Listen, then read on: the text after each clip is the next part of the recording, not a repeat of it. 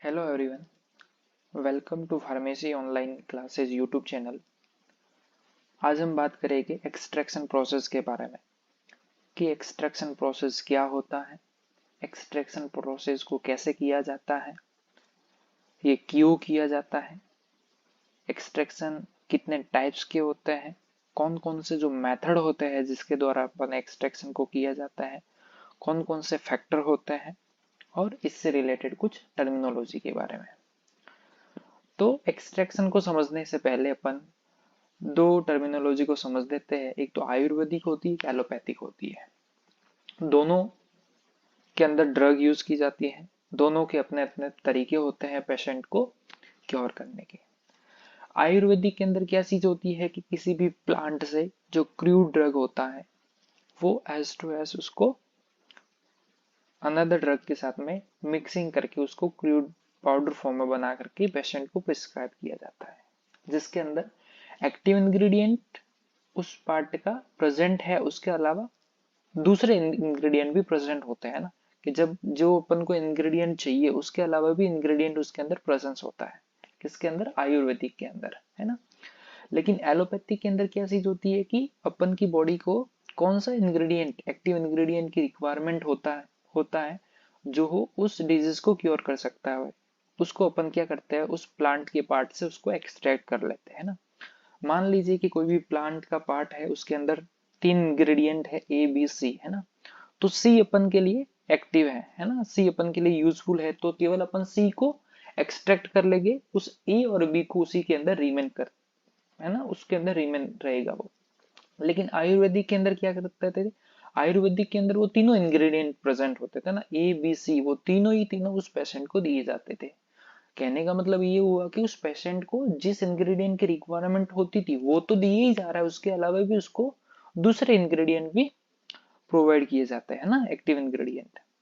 तो एलोपैथिक में क्या किया जाता है कि एलोपैथिक में जो अपन के लिए बॉडी के लिए एक्टिव कॉन्स्टिट्यूएंट होता है, जो एक्टिव इंग्रेडिएंट है, केवल उसी को अपन उस प्लांट के पार्ट से एक्सट्रैक्ट करके उसी को प्रिस्क्राइब कर दो, है ना। तो एक्सट्रैक्शन प्रोसेस कैसे किया जाता है और क्या होता है ना, ये समझते हैं। तो एक्सट्रैक्शन क्या होता है कि extraction is a method of removing active constituent from a solid और liquid by use of liquid solvent, कि किसी भी लिक्विड सॉल्वेंट का यूज करके कोई सॉलिड या लिक्विड के अंदर एक्टिव कॉन्स्टिट्यूएंट को रिमूव करना क्या कहलाता है, एक्सट्रैक्शन, है ना। तो एक्सट्रैक्शन अपन का चाहे प्लांट टिश्यू हो या एनिमल टिश्यू, है ना, जिसके अंदर एक्टिव इंग्रेडिएंट, है ना, एक्टिव फार्मास्यूटिकल इंग्रेडिएंट प्रेजेंट होता है, उसको अपन कैसे निकालेंगे, कोई भी सॉल्वेंट को यूज करके जो एक्टिव कॉन्स्टिट्यूएंट है उसको अपन एक्सट्रैक्ट कर देंगे, है ना। That is called extraction process के नाम से उसको जाना जाता है। अब एक्सट्रैक्शन प्रोसेस में कुछ ये तीन टर्मिनोलॉजी होती है, एक अपन का मार्क होता है, एक मेंस्ट्रम होता है, एक गैल्निकल्स होता है ना। तो मार्क क्या चीज होती है कि जो अपन एक्सट्रैक्शन प्रोसेस कंडक्ट हो गया उसके बाद में जो रिमेनिंग सॉलिड सब्सटेंस या जो रिमेनिंग सब्सटेंस, इनर्ट सब्सटेंस जो बच जाता है ना, दैट इज कॉल्ड मार्क। और उस एक्सट्रैक्शन प्रोसेस में जो अपन सॉल्वेंट यूज करते हैं उसको अपन मेंस्ट्रम के नाम से जाना जाता है। और मार्क कौन सा हो गया, जो सॉल्वेंट तो अपन का मेंस्ट्रम हो गया, और उस प्लांट का जो इनर्ट सब्सटेंस जो रिमेनिंग प्रेजेंट है ना उसको अपन मार्क के नाम से जाना। और जो एक्सट्रैक्शन अपन को मिली है उसको क्या बोलेंगे, गैल्निकल्स के नाम से जाना जाता है। कौन सा प्रोसेस हो गया, गैल्निकल्स, है ना।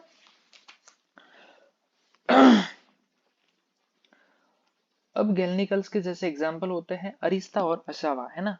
आपका जो अरिस्ता होता है ये वीक अल्कोहलिक प्रिपरेशन होता है, और इसको अपन को डिकॉक्शन प्रोसेस, अपन आगे समझेंगे कि डिकॉक्शन प्रोसेस क्या होता है। उसको अरिस्ता प्रोसेस से अपन को अरिस्ता होता है, और ये अशावा, है ना, बोध के बोध क्या है, एक आयुर्वेदिक एक्सट्रैक्शन होता है ना, आयुर्वेदिक डोजेस फॉर्म का एक पार्ट होता है। दोनों के दोनों अल्कोहलिक सब्सटेंस होता है। अरिस्ता के अंदर क्या चीज होती है कि अरिस्ता के अंदर जो अल्कोहल कंटेंट होता है वो कम होता है, और अशावा के अंदर अल्कोहल कंटेंट होता है वो ज्यादा होता है ना। और मेजरली डिफिनेट होता है कि आपका अरिस्ता है उसको अपन डिकॉक्शन प्रोसेस के द्वारा किया जाता है, बनाया जाता है, और असावा होता है उसको अपन इन्फ्यूजन प्रोसेस के अंदर के द्वारा बनाया जाता है ना। तो आगे पढ़ेगी अपन की क्या होता है डिकॉक्शन और क्या होता है इन्फ्यूजन प्रोसेस, है ना।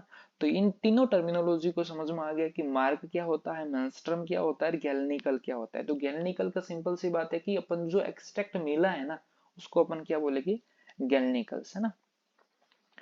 इसी को बताया गया है कि जो एक्सट्रैक्ट होता है, extract can be defined as a preparation of crude drug which contain all the constituent which are soluble in the solvent, है ना, that is called extract। अब ये एक्सट्रैक्ट है ये थ्री टाइप्स के हो सकते हैं, एक अपन का ड्राई हो सकता है, एक सॉफ्ट हो सकता है, और एक लिक्विड हो सकता है। ड्राई जैसे कि टेबलेट कैप्सूल्स के अंदर, है ना, आपका बेलेंडोन एक्सट्रैक्ट हो गया। सॉफ्ट में आपका ग्लिसराइजा, जो कफ सिरप वगैरह होती है ना उसमें यूजफुल होता है ग्लिसराइजा। और लिक्विड एक्सट्रैक्ट जैसे कि जो टिंसर्स होता है दैट इज लिक्विड एक्सट्रैक्ट, है ना। नेक्स्ट होता है मैकेनिज्म ऑफ एक्सट्रैक्शन। अपन ने समझे कि एक्सट्रैक्शन प्रोसेस होता क्या है कि किसी भी प्लांट या प्लांट टिश्यू या फिर एनिमल टिश्यू से जो एक्टिव कॉन्स्टिट्यूएंट को एक्सट्रैक्ट करना एक्सट्रैक्शन कहलाता है। और ये एक्सट्रैक्शन किसके द्वारा किया जाता है, मेंस्ट्रम, है ना, जो सॉल्वेंट अपन यूज किया जाता है उसके द्वारा अपन को किया जाता है। अब ये कैसे किया जाता है, किस प्रकार से जो एक्सट्रैक्शन होता है, तो मैकेनिज्म ऑफ एक्सट्रैक्शन क्या किया जाता है, जैसे आप समझ सकते हैं कि ये एक प्लांट सेल है, उस प्लांट सेल के बाहर ये जैसे सॉल्वेंट है ना, तो प्लांट सेल के अंदर ये सॉल्वेंट पेनिट्रेट करेगा, उसके अंदर जो एंटर करेगा तो उस सेल के अंदर जो भी एक्टिव कॉन्स्टिट्यूएंट है वो डिफ्यूजन प्रोसेस के द्वारा उस सेल से बाहर आ जाएगा ना, वो सेल से बाहर आ जाएगा ना। कौन सा प्रोसेस, डिफ्यूजन। तो इसी में यही बताया गया है कि आपका जो सॉल्वेंट होता है वो पेनिट्रेट करता है जो प्लांट सेल से, जो सेल होती है वो उस प्लांट की स्वेल हो जाती है, और डिफ्यूजन प्रोसेस के द्वारा जो एक्टिव सब्सटेंस है वो उस प्लांट सेल से आउट हो जाता है ना, बाहर आ जाता है। नेक्स्ट होता है चॉइस ऑफ सॉल्वेंट। जो अपन मेंस्ट्रम यूज करते हैं वो किस प्रकार से किया जाता है ना, तो पहला देखा जाता है आप प्लांट कौन सा यूज कर रहे हैं, आप उस प्लांट का कौन सा पार्ट यूज कर रहे हैं ना, चाहे स्टेम यूज कर रहे हैं या रूट यूज कर रही है या लीव यूज कर रहे हैं आप। जो थर्ड होता है कि उसके अंदर जो एक्टिव कॉन्स्टिट्यूएंट है उसका क्या नेचर से है ना, वो कौन सा हाइड्रोफिलिक का होगा या हाइड्रोफोबिक होगा, कौन सा होगा। फोर्थ होता है अवेलेबिलिटी ऑफ द सॉल्वेंट, है ना, और आपके पास में कौन सा सॉल्वेंट होता है। तो ये कुछ मेजर जो चॉइस ऑफ द सॉल्वेंट के फैक्टर होते हैं। नेक्स्ट होता है फैक्टर अफेक्टिंग एक्सट्रैक्शन प्रोसेस, कि कौन कौन से जो फैक्टर होते हैं जो एक्सट्रैक्शन प्रोसेस को अफेक्ट करता है। पहला होता है nature of the crude drug. देखो nature of the crude drug में क्या चीज होती है कि अपन को जो क्रू ड्रग है वो कौन सी फॉर्म के अंदर प्रेजेंस है ना, जैसे कि मेजोरिटी में देखा जाता है कि जो मैसेरेशन जो प्रोसेस होता है ना, ये भी क्या होता है मैसेरेशन, जो आपको आगे आपने पढ़ा था ना कि अरिस्ता और असावा, है ना। जो आपको अरिस्ता है वो डिकॉक्शन प्रोसेस के द्वारा बनाई जाती है, और जो असावा था वो आप इन्फ्यूजन प्रोसेस के द्वारा बनाया जाता है। तो ये दोनों एक्सट्रैक्शन प्रोसेस का एक मेथड होता है। तीसरा टाइप में उसी में होता है मैसेरेशन प्रोसेस। तो मैसेरेशन प्रोसेस के अंदर क्या चीज होता है, कोई भी प्लांट का जो भी पार्ट होता है उसको सॉल्वेंट के साथ में डीप करके उसको 7 to 10 days तक उसको रखा जाता है ना। तो मैसेरेशन प्रोसेस होता है वो मोस्टली किया जाता है अपन का अनऑर्गेनाइज ड्रग पे, है ना। अनऑर्गेनाइज ड्रग का मतलब क्या चीज होती है, एक तो ऑर्गेनाइज ड्रग होती है, एक होती है अनऑर्गेनाइज ड्रग, है ना। तो अनऑर्गेनाइज ड्रग का मतलब जो कि पाउडर फॉर्म में प्रेजेंस होती है ना, चाहे जैसे आपकी जो लीव्स ले ली आपने, जो रूट ले ली है ना, उसका पूरा पाउडर फॉर्म में उसको अगर कन्वर्ट कर ली तो उसके कोई भी ऑर्गन्स वगैरह प्रेजेंस नहीं रहेगा ना, that is called unorganize form, है ना। जबकि जो ऑर्गेनाइज ड्रग जिसके अंदर उसके ऑर्गन्स वगैरह प्रेजेंस रहते हैं ना, लीव्स वगैरह होगी, वो क्रू ड्रग है ना, उसी की फॉर्म में प्रेजेंस होने, दैट इज ऑर्गेनाइज फॉर्म। तो मैसेरेशन प्रोसेस क्रू ड्रग, है ना, मैसेरेशन प्रोसेस होता है वो पाउडर ड्रग पे बनाया जाता है ना। और बाकी आपका इन्फ्यूजन डिकॉक्शन प्रोसेस हो गया, ये आपकी ऑर्गेनाइज ड्रग की दिया जाता पे किया जाता है। तो nature of the crude drug में यही होता है कि आपका जो क्रू ड्रग है ना वो कौन सी फॉर्म में है, ऑर्गेनाइज फॉर्म में है या अनऑर्गेनाइज फॉर्म में है ना, उस पे ये देखा जाता है। सेकेंड होता है सॉल्वेंट, है ना। आप कौन सा सॉल्वेंट यूज करोगे, है ना। तो सॉल्वेंट आपका पोलर सॉल्वेंट यूज करोगे या फिर नॉन पोलर सॉल्वेंट यूज करोगे। जो सॉल्वेंट यूज करोगे उसकी विस्कोसिटी क्या रहेगी। देखा जाता है कि जिसकी विस्कोसिटी कम होती है ना, वो उस पे डिफ्यूजन प्रोसेस बहुत ही ज्यादा फास्ट होता है ना। तो डिफ्यूजन प्रोसेस जितना फास्ट होगा उसमें से एक्सट्रैक्शन भी उतना फास्ट होगा ना। तो यही देखा जाता है कि अपन को विस्कोसिटी, जिसकी विस्कोसिटी कम होने वाले सॉल्वेंट, जिसकी विस्कोसिटी बहुत ही कम होती है, वो सॉल्वेंट इसको अपन यूज करते हैं एक्सट्रैक्शन प्रोसेस में। थर्ड होता है फैक्टर जैसे कि टेम्परेचर।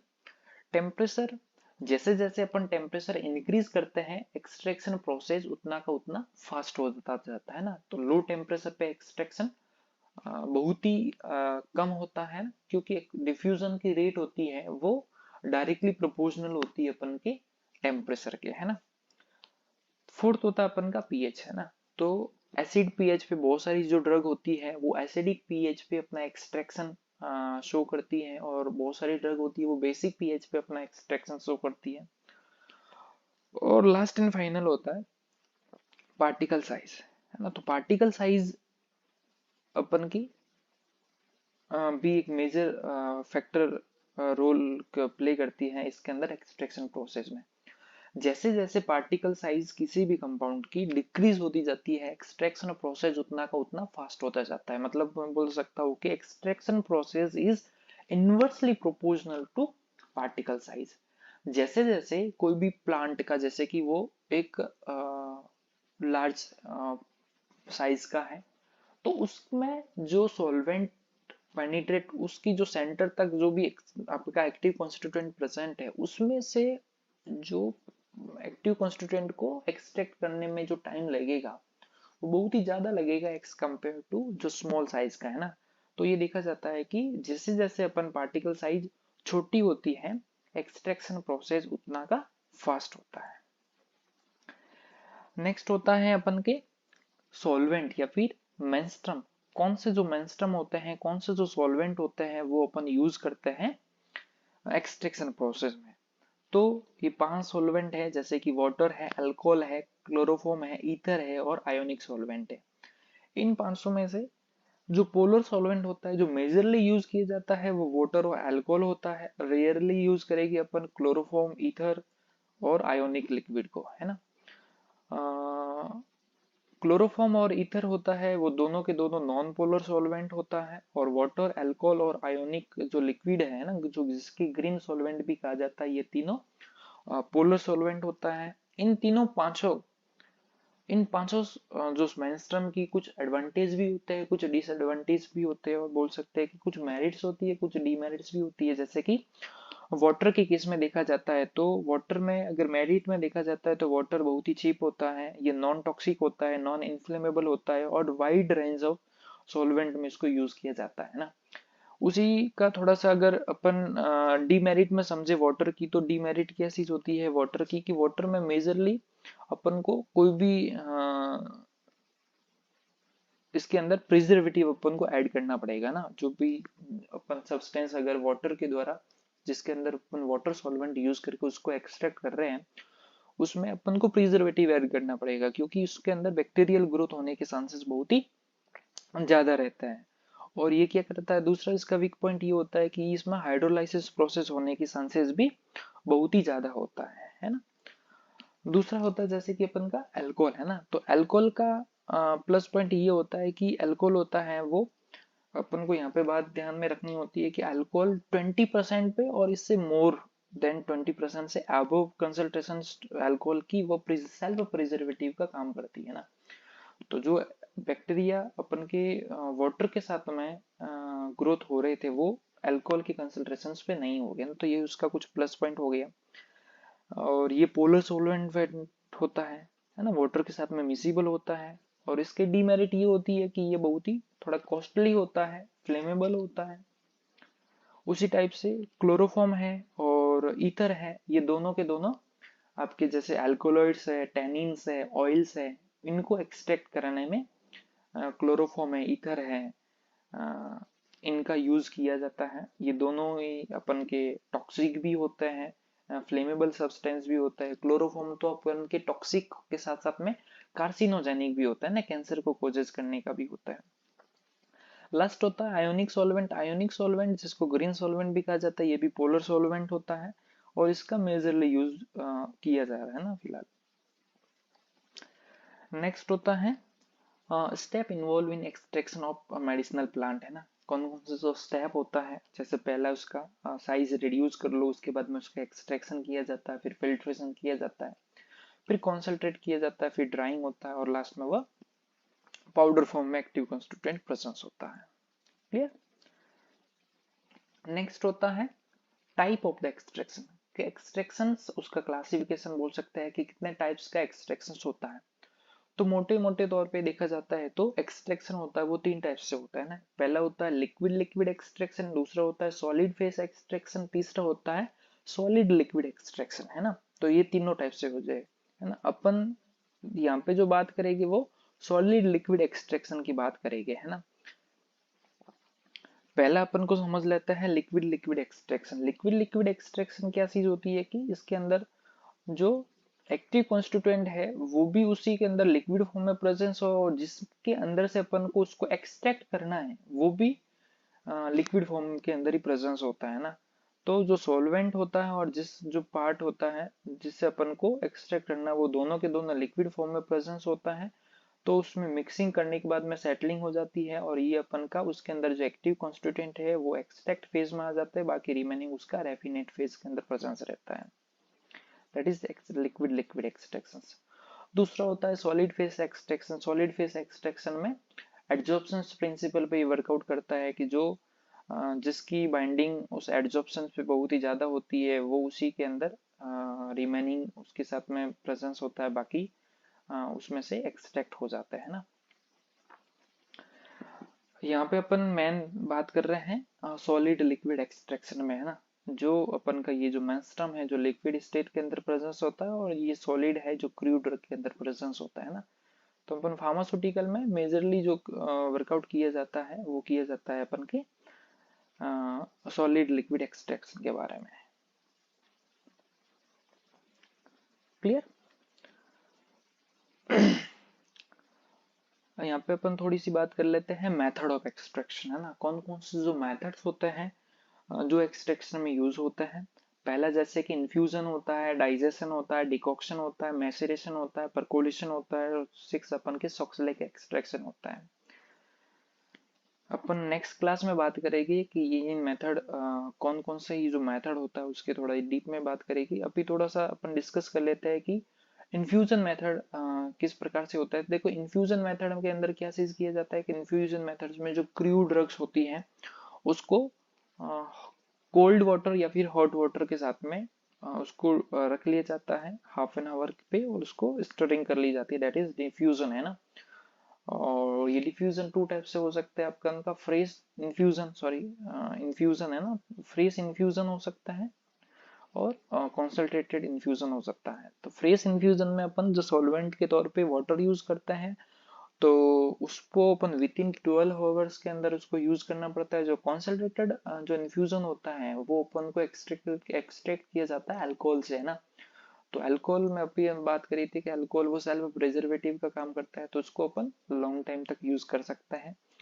और नेक्स्ट होता है डाइजेशन प्रोसेस। डाइजेशन प्रोसेस के अंदर अपन क्या करते हैं उसको जेंटली हीट किया जाता है ना और स्टरिंग करते रहते हैं। तीसरा जैसे कि अपन डिकॉक्शन प्रोसेस, है ना। डिकॉक्शन प्रोसेस जैसे कि अपन घर के अंदर जो चाय बनाते हैं ना तो वो डिकॉक्शन प्रोसेस के अंदर, है ना। तो उसमें अपन चाय पत्ती को तो बहुत ही ज्यादा बॉईल करते रहते हैं तो उसी के अंदर से फिर वो कैफीन आता है ना, तो वो डिकॉक्शन प्रोसेस होता है। डिकॉक्शन प्रोसेस में ये जो मेजरली हार्ड कोई भी पार्ट होता है ना प्लांट का उसके लिए यूज किया जाता है, उसको कंटिन्यूसली हीट किया जाता है ना उस प्लांट के पार्ट को, जिससे वो जो एक्टिव कॉन्स्टिट्यूएंट है वो एक्सट्रैक्ट हो सके। मैसेरेशन प्रोसेस होता है। मैसेरेशन प्रोसेस में मैंने आपको बताया था कि कोई भी जो प्लांट अपन यूज कर रहे हैं उसका पार्टिकल साइज उसको रिड्यूस कर लो ना, उसको पूरा पाउडर फॉर्म में लाया जाता है मैसेरेशन प्रोसेस में। और पाउडर फॉर्म में मतलब उसकी पार्टिकल साइज को अपन छोटी करके उसको सॉल्वेंट के अंदर डीप किया जाता है 7 to 10 डेज के अंदर, है ना। और उसके बाद में जो भी उस प्लांट के पार्ट के अंदर एक्सट्रैक्ट होगा, जो भी एक्टिव कॉन्स्टिट्यूएंट होगा वो सॉल्वेंट के अंदर आ जाता है ना, दैट इज मैसेरेशन प्रोसेस होता है। परकोलेशन जो अपन ने आगे जो ये अपरेटस देखा था, ये परकोलेशन प्रोसेस का ही होता है, परकोलेटर होता है ना, ये जो कॉर्न शेप का प्रेजेंस होता है दैट इज परकोलेटर होता है ना। तो इन सभी की बातें अपन नेक्स्ट क्लास में पढ़ेंगे, क्या होता है सॉक्सलेट एक्सट्रैक्शंस वगैरह। Thank you.